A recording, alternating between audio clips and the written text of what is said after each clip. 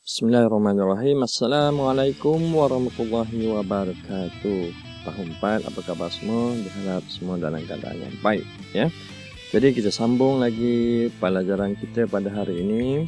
Ya, kalau yang lepas kita belajar di muka surat 87 berkaitan dengan kasih sayang, ya. Kaitan dengan kasih sayang, ya. Dan hari ini kita pergi kepada tajuk yang baru yang kita rasa agak berlainan daripada yang tajuk sebelum ini, iaitu berkaitan dengan penyakit, ya. Penyakit yang tidak berjangkit, ya. Okey, antaranya ialah sakit jantung, ya, asma, ya, penyakit buah pinggang dan juga diabetes. Baik, cikgu akan tumpu kepada dua penyakit ini dulu, iaitu sakit jantung dan juga asma, ya. Baik. Damian dan rakan sekelasnya sedang bermain permainan kerusi panas. Okey, permainan kerusi panas ni apa nama, ya? Permainan rebut kerusi tu, ya. Okey, permainan ini bertujuan untuk mendapatkan maklumat tentang sakit jantung, okey, asma, penyakit buah pinggang dan juga diabetes. Okey. Baik, bagaimana kerusi panas ini boleh, ya, detect ataupun boleh kesan sama ada kita ada penyakit seperti jantung, asma, penyakit buah pinggang dan diabetes ni. Itu kita tengok, ya. Okey, kita pergi kepada penyakit yang pertama, iaitu sakit jantung. Ya, sakit jantung ni merupakan sejenis penyakit yang dinamakan pembunuh yang senyap, ya. Dia boleh berlaku kepada semua, ya, pada semua tahap umur, tak kira muda ataupun yang tua, ya, sakit jantung ni. Jadi dia merupakan satu jenis penyakit yang agak berbahaya, boleh berlaku, ya, sama ada kita ketahui ataupun kita tidak ketahui. Jadi untuk kita nak tahu sama ada kita ada mempunyai sakit jantung, kita boleh tengok simptom-simptom yang terdapat pada tubuh badan kita, insya-Allah, ya. Okey, antara punca penyakit ini termasuklah pengambilan makanan yang berlemak secara berlebihan, ya. Makanan yang berlemak, ya, makanan yang mempunyai minyak, ya, ada lemak yang banyak, okey, itu menyebabkan salah satu punca kepada sakit jantung. Salur darah sempit dan tersumbat, ya, sebab dia melibatkan darah, ya. Dari darah tu dia akan berkolesterol, yang bila kolesterol dalam darah kita itu tinggi, dia akan menyempitkan salur darah kita. Itu yang bahayanya apabila kita mengambil makanan yang berlemak, berminyak dan sebagainya. Okey. Sebab dia merupakan punca berlakunya sakit jantung. Okey, kedua, antara kesannya, apa dia kesannya kalau kita punya badan tu terdapat lemak ataupun kolesterol yang berlebihan. Antara kesannya sakit dada dan juga sesak nafas.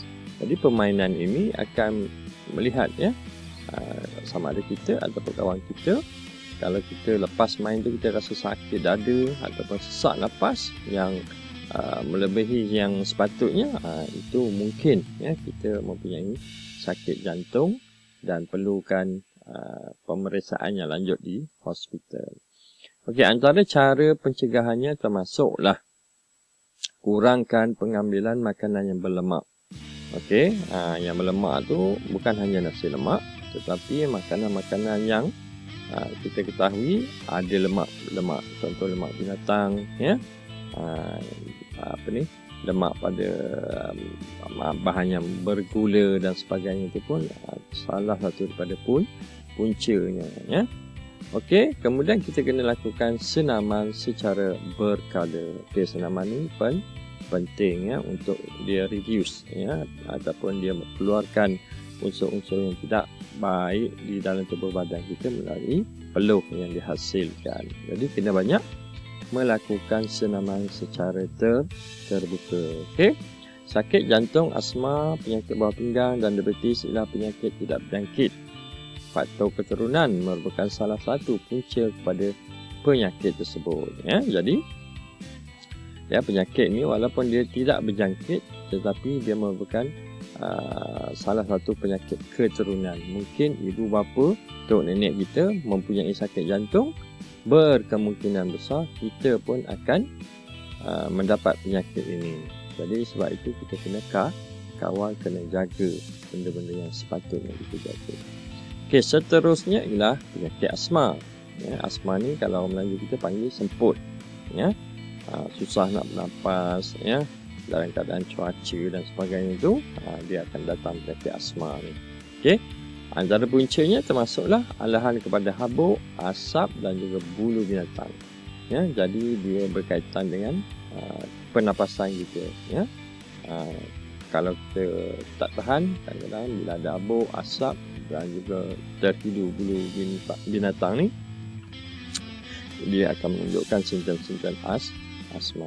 Keradangan saluran pernafasan, ini agak kronik lah. Ya, kadang-kadang kita terpaksa pergi ke klinik ataupun hospital untuk mendapatkan sedutan inhaler tu untuk memulihkan kita punya pernafasan. Okey, antara kesannya tadi puncanya, yang ini kesannya sukar bernafas dan tercungap-cungap, kemudian dia batuk. Ya, okey, ini kesan-kesan asma ni. Ya, okey, kalau kita tengok orang yang ada asma ni, sian tengoknya, dia punya pernafasan tu agak tersekat-sekat. Ya, dia punya dada tu agak berombak-ombak kadang-kadang kalau dia serius lah. Ya, okay, antara cara pencegahannya termasuklah elak berada di kawasan yang berasap dan habuk. Orang-orang yang ada asma ni ataupun yang ada simptom asma ni, dia tak boleh berada di kawasan yang berhabuk ataupun berasap ni. Kena jauhkan diri kamu. Ya, menjaga kebersihan diri. Kita dah tahu kita ada asma, kita kena jaga kebersihan diri sendiri dan kita kena kawal. Okey, itu saja dua jenis penyakit. Nanti kita akan bincang lagi penyakit-penyakit yang lain, iaitu diabetes dan juga penyakit buah pinggang. Okey, ini dialog tadi. Bagaimanakah cara terbaik untuk mengurangkan risiko penyakit tidak berjangkit? Antara cara untuk mengurangkan risiko penyakit tidak berjangkit termasuklah membuat pemeriksaan kesihatan secara berkala, mengamalkan pemakanan seimbang, tidak merokok dan bersenam setiap hari kurang-kurangnya selama 30 minit. Ya, okey. Okey, itu saja dua jenis penyakit yang perlu kamu tahu sebagai kerja rumah ataupun sebagai kerja pada hari ini. Salin saja ni, boleh buat dalam bentuk poster seperti ini ataupun mana yang memudahkan kamu, iaitu sakit jantung dan juga sakit penyakit asma. Dua ni saja. Tuliskan, salinkan dalam bentuk yang macam ni pun boleh, dalam bentuk yang biasa pun boleh.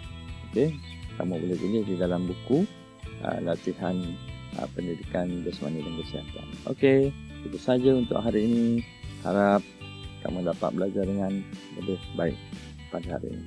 Okey, itu saja. Assalamualaikum warahmatullahi wabarakatuh. Bye.